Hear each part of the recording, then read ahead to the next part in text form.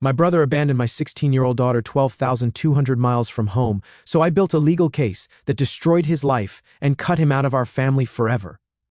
I used to think blood automatically meant loyalty. Turns out it doesn't. What started as a simple family trip ended up showing me just how far people will go when jealousy eats them alive. I'm not here for pity. I just want to tell you how I handled it step by step, the only way I know how, calmly, smartly, and without backing down. My daughter Sarah, 16, female, had been buzzing about that family trip for weeks. She was smart, full of life, and honestly, too good for the circus that is my brother Mike's family. But she adored her cousins. She always did. She helped them pack, made matching bracelets, and even printed a little trip checklist for everyone. She told me, "Dad, this one's going to be the best one yet." I smiled, told her to take pictures, and reminded her to keep her phone charged. I couldn't go because of work. I'm a doctor, the kind who doesn't just clock out because a family wants matching beach shirts. Mike knew that. He promised to watch out for her like his own. I took his word for it. Big mistake. 3 days after they left, I was wrapping up a late shift at the hospital. One of those quiet hours where machines hum louder than people. My phone buzzed with an unknown number. I almost ignored it, thinking it was another wrong call, but something in me said, "Pick up." The voice on the other end wasn't just crying, it was shaking. "Dad, Dad, it's me. It's Sarah." She was panicking so badly I could barely understand her. Between gasps, I made out pieces. Melissa took her phone to teach her respect. Her return flight got canceled and everyone, Mike, Melissa, her cousins had left. They'd gone home without her. For a few seconds I didn't say anything, my mind just stopped. Then everything clicked at once. Her being stranded, no phone, no family in a foreign country. "Where are you right now?" I asked. Already typing into my computer, she sniffled. "Outside the hotel. They kicked me out after checkout. They said my name wasn't on the room anymore. When I asked about my ticket, the front desk checked and told me my return flight had been canceled." I pressed the heel of my hand against my forehead. "Okay, listen to me. You're not moving from where you are. Do you understand? Stay somewhere crowded. I'm getting you home." Man's voice came through faintly. Some tourist who had handed her his phone. She said the hotel staff let her stay at the lobby long enough to find someone willing to call me. She'd been trying all day. I kept my tone steady, but my chest was on fire. "You're going to be fine, Sarah. Just hang tight. I'm booking your flight right now." Within minutes, I had her on the next available flight home. I called the airline, arranged an airport escort for her, and sent them her photo and booking info. I've handled surgery smoother than that call, but nothing has ever made my blood run colder. I informed the charge nurse I was leaving, didn't wait for approval. "Family emergency," I said. That was all. The drive to the airport felt longer than any shift I'd ever done. My brain replayed her voice, trembling and broken.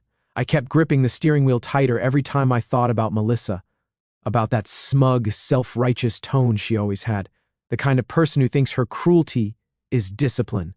I thought about Mike too, spineless, probably nodding along to whatever she said. He'd always been that way. When we were kids, he'd lie and I'd take the blame. Some people never outgrow cowardice. My phone pinged with flight updates every few minutes. I kept checking them like a man on autopilot, heart pounding but face calm. That's something medicine teaches you. Stay steady even when it burns inside. At one point, I actually laughed bitter and low, the idea that they could do this and think I'd just let it slide. I'm not that guy. I've built my entire life fixing chaos, and this was personal. When I finally pulled into the airport parking lot, I killed the engine and sat there for a second, just breathing. My reflection in the rearview mirror looked calm, the kind of calm that comes right before a storm. I opened my phone, looked at the last message Sarah had sent before they left. "Don't work too hard, Dad. I'll bring you something cool." My jaw clenched. I walked inside, scanned the arrivals board, and checked the time. Her flight had just crossed the halfway mark on the tracker. I still had about 3 hours to wait. 3 hours for that anger to settle into something sharper. This wasn't just neglect. This was deliberate, calculated. And the moment I saw my daughter safe, I was going to make sure Mike and Melissa understood exactly who they had messed with. As I sat there in that dim waiting area, surrounded by the quiet hum of late-night travelers, I realized I wasn't even mad in the usual way. I was focused, cold, precise. They didn't just abandon my daughter. They made the mistake of assuming I was the kind of man who forgives family misunderstandings. I'm not. I looked at the sliding glass doors where the next wave of passengers would walk through. My hands tightened as I thought about what was coming. They left my kid alone in another country. That's not a mistake. That's cruelty. I kept replaying that line in my head as I stood in the arrival section. Every parent there was smiling except me. I wasn't smiling, I was standing still, running through every possible outcome in my head, like a checklist. Then I saw her. Sarah walked out of that gate like a ghost of herself, holding onto one small bag like her life depended on it. Her eyes scanned the crowd once, then she spotted me. The second she did, all that composure she'd been trying to hold together cracked. She ran into my arms and just clung there. Didn't say a word, just held on. I didn't ask anything. I just wrapped my arms around her and said, "You're safe now. I've got you." We walked out to the parking lot in silence. She looked exhausted, like she hadn't eaten or slept properly in days. I waited. I didn't push. I know how trauma works. You let the silence do the work first. Halfway down the highway, she spoke, her voice small. I tried to stay calm. "Dad, I really did." "What happened?" She swallowed hard. "It started the second we landed. Melissa kept saying I was too attached to my phone, that I should learn how to enjoy the trip instead of scrolling. So she took it for the week. I thought she'd give it back at night, but she didn't. Said she was teaching me discipline. I raised my eyebrow, but you were answering my texts whenever I did." Sarah frowned. "That wasn't me. It was Melissa. She only gave me the phone whenever you called." I tightened my grip on the wheel. Melissa and her teaching moments. The woman's never taught anyone anything but arrogance. Sarah went on. "Uncle Mike didn't say anything. He just nodded like she was right. He never says anything when she's being her." I didn't need her to finish that sentence. I'd seen it before. Melissa barking, Mike being a doormat standing behind her, pretending to keep peace while doing absolutely nothing. Sarah sniffed. "At first it was okay. The cousins were nice. We went to the beach, got ice cream, but then Melissa started picking at me, said I was showing off because Grandpa always talks about me. She kept saying things like, some kids think being smart makes them better than everyone." I just ignored her. I could see it all in my head. The fake smiles, the quiet digs, the cousins watching awkwardly. I asked, "Why didn't you tell me?" I didn't want to ruin the trip. I just kept quiet. That was Sarah, always the peacemaker, always trying to hold a family together that didn't deserve her effort. She took that from her late mother. She wiped her eyes and kept going. When it was time to leave, I started packing. Melissa came in and said my ticket got messed up. She said her assistant would fix it, so I waited in the lobby while they loaded the car. I thought they were just checking out. Then she told me to wait with the luggage because the van was full and Mike would come back for me after dropping them at the airport. "And he didn't," I said quietly. She shook her head. "No, he didn't. I waited for 3 hours. When I went back inside, the receptionist said the room was canceled and my name wasn't listed anymore. Then they said I had to leave because the booking was over. My jaw locked so tight I could hear it pop. I tried calling them, but Melissa had my phone." Sarah said, "I tried calling my cousin Jessica from the hotel, but she didn't answer. Later I found out Melissa told everyone I wanted to stay a few more days to be independent." She let out a broken laugh. "Independent? I didn't even have anything. I sat outside for hours and then the hotel security told me to leave." She looked down at her hands. "A nice older lady saw me crying and let me use her phone to call you. That's the only reason I got through. For a moment I didn't say anything. I just focused on breathing evenly. My mind wasn't thinking about emotions. It was cataloging. Melissa took the phone. Melissa canceled the flight. Mike approved it. The cousins were forced to stay quiet. It wasn't neglect. It was a plan. When we got home, I parked the car and turned to her. "You did everything right, Sarah. You kept your cool. You stayed safe. I'm proud of you." She nodded, tears running down her face. "I didn't want to bother you, Dad. You were working." "And stop." My tone came out sharper than I meant. "You never have to apologize for needing me. Never." Inside, I made her food. Simple stuff. Soup and toast. She picked at it while I asked small, calm questions. Times, names, phrases. Every detail mattered. I wrote it all down while pretending I was just making conversation. She told me how Melissa made comments the whole week about not having a real mom and getting special treatment because people feel sorry for her. I didn't react. Not yet. I just kept writing. I stood there for a long time just watching her breathe. Then I went to my desk and opened my laptop. Started pulling up flight records, reservation emails, timestamps, everything I could find. Melissa and Mike wanted to play games. Fine, I don't bluff. They treated her like she didn't matter, I muttered, voice low but steady. They're about to find out she does. That night, I didn't sleep. Not because I couldn't, because I didn't want to. I've worked 24-hour shifts in trauma wards.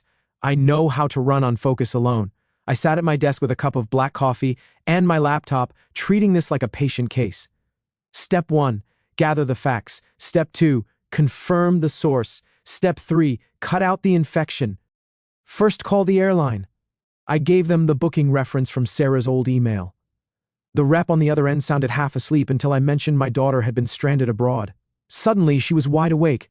"Yes, sir, I see the reservation here," she said, typing fast. "Return ticket was canceled manually 4 days ago." "By who?" "Looks like Melissa Grant. Same email as the original booking." My jaw tightened. "Was a refund issued?" "Yes, to the same card that paid for the group booking. So she didn't just cancel it. She made sure the money went back to her." Second call. The hotel. I asked to speak to a manager. They confirmed Sarah's room was checked out at the family's request. I asked who made that request.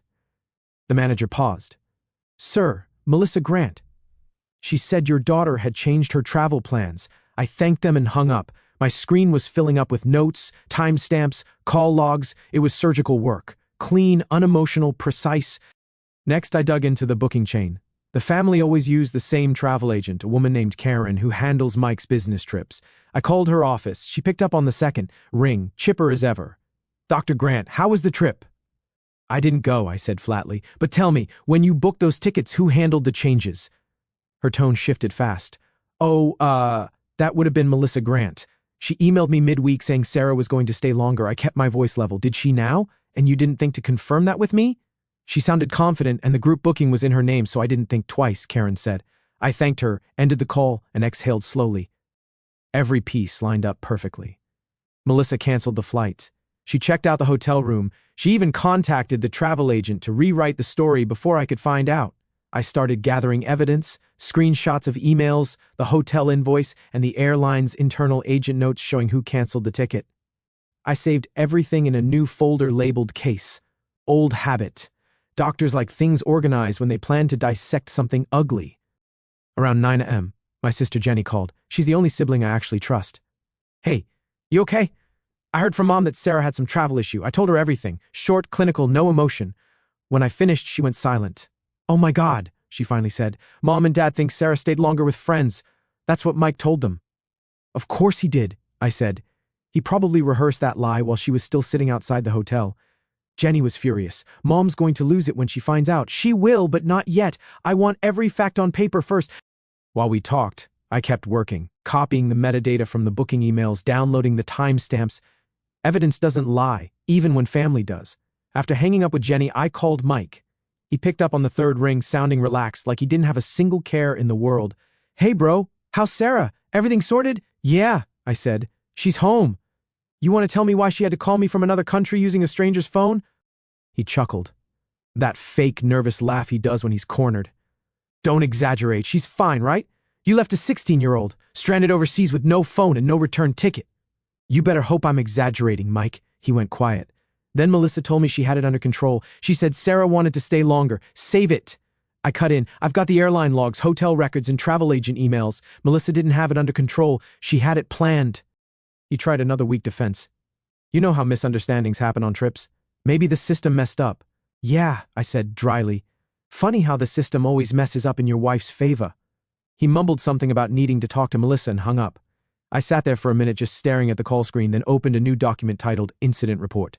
I typed every word Sarah had told me, every quote from the calls, every timestamp. The more I wrote, the calmer I got. I wasn't yelling. I wasn't pacing. I was preparing. By the afternoon, I had a file thick enough to make anyone nervous. I saved copies to an encrypted drive and printed a few key pages. Then I texted my lawyer friend Daniel, the kind of guy who's seen enough family lawsuits to keep emotion out of it.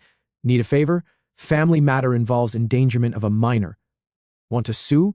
Daniel replied. "That bad? Worse? Sending documents now?" I hit send on the folder and leaned back. The house was quiet except for the sound of the printer spitting out paper. For the first time since that phone call, I smiled. Not because it was funny, but because it was inevitable. Mike and Melissa wanted to act like Sarah didn't matter.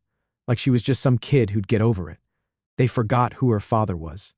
I picked up my phone, sent Daniel one last message. "We're going legal." By the next morning, I had everything ready. Evidence doesn't lie, and I had enough to crush theirs. The timing worked out. It was Saturday, our family's usual get-together at my parents' house. Perfect stage. I didn't tell anyone I was coming. I wanted them unprepared. When Sarah woke up, I told her, "We're visiting Grandma and Grandpa today. You don't have to say anything, just stay beside me." She hesitated. "Are they going to be there?" "They are," I said, "and they're going to answer for what they did." We drove in silence. I could see her fidgeting with her sleeve, nervous, but trying to stay calm. She'd been through enough, already, and I wasn't about to let her face another second of humiliation. The second we pulled into my parents' driveway, I spotted Mike's SUV. Of course, the man couldn't look guilty if he tried. Inside, my parents were at the table, Jenny was helping Mom set the plates, and Mike and Melissa were sitting like royalty, laughing at something. The moment I walked in, it was like the air got vacuumed out of the room. Mike's smile froze. Melissa blinked twice, then forced another one. "Oh, you made it." "Yeah," I said, dropping a thick folder on the table. "Didn't want to miss family time." Mom's face lit up when she saw Sarah, but she could sense the tension instantly. "Everything okay?" she asked softly. "Not yet," I said. "But it will be." I sat down across from Mike and Melissa and opened the folder. Printed pages slid out, flight confirmations, hotel checkout records, timestamps, and email chains. Melissa's name was on every one of them. "What's all this?" Mike asked, pretending confusion like he was reading a foreign language. "This," I said evenly, "is the paper trail proving my daughter's flight was canceled manually by your wife. Her hotel room was checked out early, also by your wife. And all of it was approved by you." Melissa gave a weak laugh. "That's ridiculous. There must be some mix-up, right?" I said. "A mix-up where your name shows up on every approval. Interesting coincidence." Mike leaned forward, palms up. "Fake calm. Look, we're sorry Sarah had travel issues, but you're blowing this out of proportion. It was chaos that morning." "And don't," I said sharply, "don't insult my intelligence with that chaos excuse. You both left a 16-year-old girl in a foreign country. That's not chaos, that's neglect." Melissa crossed her arms. "We thought she wanted to stay longer. She's always so independent." I leaned back, looking her dead in the eye. "Really? Because the hotel manager says you told them she checked out with you and the airline says you canceled her ticket. So unless Sarah hacked your email from another country, you're lying." The room went dead quiet. Jenny stopped setting the table and just stared. My mom had her hand over her mouth. Melissa's mask started to crack. Her lips tightened. "Maybe if your daughter wasn't everyone's favorite, people wouldn't be tired of her." The words hung in the air like a slap. "What did you just say?" My father's voice cut through the silence. He stood up slowly, his face red. "You left my granddaughter stranded because you were jealous." Melissa's jaw trembled. "That's not what I—" He slammed his hand on the table so hard the dishes rattled. "Shut your mouth!" Mom gasped. Jenny was frozen, eyes wide. Sarah, who'd been standing near the doorway, looked down, trying not to cry herself. I stayed seated, calm, because that's what power looks like. "You know," I said slowly, "I used to think people exaggerate about how petty jealousy can make someone, but this is a new level. You humiliated a kid because you couldn't handle her being loved." Mike tried to interject. "Hey, don't talk to my wife like that." I cut him off. "No, you don't get to defend her. You were supposed to be responsible for Sarah on that trip. You let it happen. You let her sit outside a hotel with no phone and no way home while you went sightseeing. You're her guardian, Mike, and you failed." He looked like he wanted to argue, but there was nothing left to say. His silence said it all. I stood up, collected the papers, and turned to my parents. "I didn't come here for a fight. I came here to show you the truth." Then I looked at Mike. "We're done. You'll be hearing from my lawyer." Sarah walked to my side. We started toward the door, and I could hear Melissa sniffling behind us, trying to twist the story already. "You're ruining this family!" she cried. My father's voice followed me. "No," he said loud and final. "You did! You're no daughter-in-law of mine! And Mike," he paused, voice low but firm, "you're no son of mine!" We left. The second the door closed behind us, Sarah exhaled like she'd been holding her breath for hours. "Was that okay?" she asked quietly. I nodded. "You handled it perfectly." We got in the car. I called Daniel before even turning the ignition. "It's done," I said. "You have their reaction?" he asked loud and clear. "Good," he said. Then we moved forward. As I pulled out of the driveway, I caught one last glimpse of my father through the window, standing tall beside my mother, his face hard and set. For the first time in years, I saw the old man I grew up respecting, the one who didn't tolerate cruelty, no matter who it came from. I drove off without looking back. Whatever happened next wasn't family business anymore. It was legal business. 3 days later, the doorbell rang just after dinner. I checked the camera. Melissa alone. The same woman who had strutted around like she owned the family now looked like she'd been chewed up and spit out. I opened the door halfway, just enough to make her uncomfortable. "Can we talk?" she asked, voice trembling. I crossed my arms. "I don't think there's anything left to say." "Please," she said, eyes darting like she was being chased. "Just 5 minutes. I need to explain." I didn't answer. I just stepped aside without saying a word. Silence makes people panic faster than shouting. She walked in, clutching her bag like a shield. The moment she stepped into the living room, her whole act cracked. "I messed up, okay?" she blurted. "I didn't mean for things to get so out of hand." I sat on the edge of the couch, motionless. "You canceled her ticket, took her phone, and left her in another country. That's not an accident, that's a choice." She started pacing. "I just wanted her to stop acting like she's better than everyone. You have no idea what it's like. Everyone comparing my kids to your perfect daughter all the time. Grandpa this, grandma that. It's always Sarah's so polite, Sarah's so smart, Sarah's so mature. You think that doesn't hurt my kids?" I tilted my head slightly. "So, your solution was to abandon her?" Her breathing picked up. "You don't get it. She doesn't even have a mom, yet everyone treats her like she's some miracle child. My kids have 2 parents, and nobody even notices them." That line hit harder than she expected, not because it hurt me, because it exposed everything, the jealousy, the bitterness, the reason she did it. I stood up slowly, pulled my phone from my pocket, and placed it on the coffee table, recording. "Keep going," I said quietly. She didn't notice. She was spiraling. "Mike said it was too much that your daughter always gets the sympathy vote. Every family dinner, your dad brings her up like she's the only grandchild who matters." She dropped her bag on the floor, tears streaking her face, but it went too far. "I thought maybe you'd get mad, yell at me, but I didn't think you'd." She stopped mid-sentence, realizing what she'd just admitted. I met her eyes. "Didn't think I'd what? Expose you? Hold you accountable? Sue you?" Her face drained of color. Then she saw my phone light blink red. "Recording." Her voice broke into a scream. "Are you recording me?" "Yep," I said flatly. "I like keeping receipts." She lunged toward the phone, but I picked it up before she could touch it. "You can't do this! You'll destroy my family!" she cried. "You already did," I said, calm as stone. She dropped to her knees, sobbing, hands clasped. "Please, I didn't mean to hurt her. I was just angry. You don't know how it feels when everyone loves someone else's kid more than yours." "You're right," I said. "I don't know how it feels to be jealous of a child. That's because I'm not pathetic." She froze, tears still streaming, mouth open but no sound coming out. Then, like flipping a switch, her sorrow turned to venom. "You think you're perfect, don't you? Always the hero. If you weren't so smug, maybe people wouldn't hate you. This is your fault. You made me look bad." There it was, the real her again. The entitled, bitter woman who thought playing victim erased cruelty. I leaned forward. "You left a kid stranded overseas. You ruined your own life. Don't ever show up at my door again." She stared at me shaking, then stumbled to her feet and ran out. The door slammed so hard the frame rattled. I let out a slow breath, saved the recording, and labeled it Confession Melissa. Then I sat down and listened to the first 30 seconds again, making sure every word was clear. It was perfect. My state is one-party consent, so the recording was admissible. That night I sent the file to 2 people, Daniel, my lawyer, and my father. No explanation, just the audio clip in the subject line. Proof. 15 minutes later my phone rang. It was Dad. His voice was shaking, but not from sadness, from rage. "Send me everything," he said. "Every document, every recording, every message. I'll handle the rest." "You sure?" I asked. "I've never been more sure of anything," he said. When the call ended, I knew 2 things. 1, Melissa wouldn't sleep again for a long time, and 2, I'd make sure her confession didn't just end up as gossip. It was going to be evidence. I wasn't the kind of man who yelled or threatened. I built cases. I gathered proof. I made things official. So, when I said I'd make Melissa's confession into evidence, I meant it. By Monday morning, Daniel had already filed the civil lawsuit. Negligence and emotional distress. It wasn't just family drama anymore. It was an official case with my daughter's name on it. Everything was documented. The canceled flight, the hotel checkout, the audio confession, the phone logs. Months later, when the case finally went to trial, the courtroom was quiet, formal, tense. The air in that room felt thick, like everyone knew something irreversible was about to happen. I sat next to Daniel while Melissa and Mike sat across from us, both pretending to be shocked this was even necessary. When the airline representative took the stand, I didn't look at them.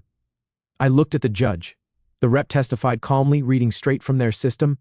The return ticket for passenger Sarah Grant was canceled manually by Melissa Grant.